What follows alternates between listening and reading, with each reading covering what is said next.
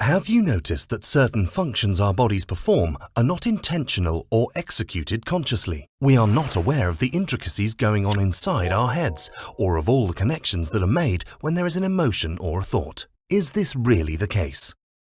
Neurofeedback, the key to manage our brain.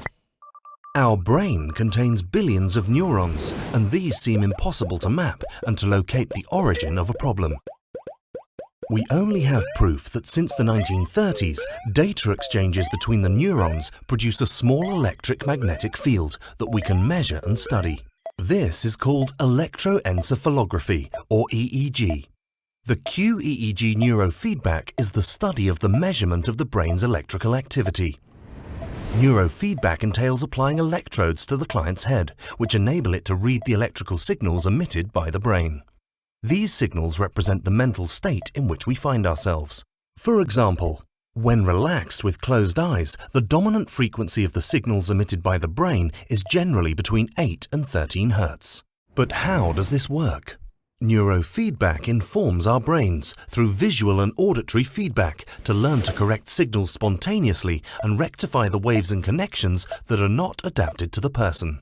It's a bit like having a teacher next to you who points out errors and allows the person to correct them. A session works like this. We put a hat with several receptors attached to your head. We also attach clips on each earlobe, which serve as reference points, grounding points, and are able to measure brain activity on demand. Each receptor will take the electrical activity that is recorded and compare it to the neutral activity measured from the clips on each earlobe. And then the session begins. It is entirely steered by the computer. Every time signals indicate the beginning of turbulence by a strong variation of amplitude, the program cuts the sound of the music or interrupts the video game or movie briefly. It is this microcut that constitutes feedback and allows the brain to return to present, and thus unconsciously learn to stabilize the brain signals. The brain then reorganizes its neurons little by little to optimize the passage of a good signal. All of this is thanks to our neuroplasticity, the same one that allows us to do neurofeedback every day within our normal environment. The training is progressive and the changes are dynamic, and when a modification is made, it lasts for life. The brain is a muscle, and like other muscles, if we make it repeat the same exercises several times, these end up becoming automatic.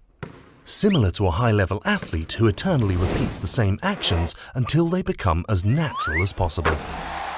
As with sports, we improve with practice, so with these brainwave modifications, changes can continue to be produced without the need for the device. Neurofeedback normally treats stress, ADHD, anxiety, sleeping troubles, depression, autism, etc. However, it is a technique designed to optimize the brain, so it is not necessary to have neurological or psychological problems to see beneficial effects. In the area of training potential, neurofeedback can be an employee without limits. It is also interesting for professional athletes, entrepreneurs, the average worker, and also artistic practices, as it is useful to improve attention, memory, and creativity.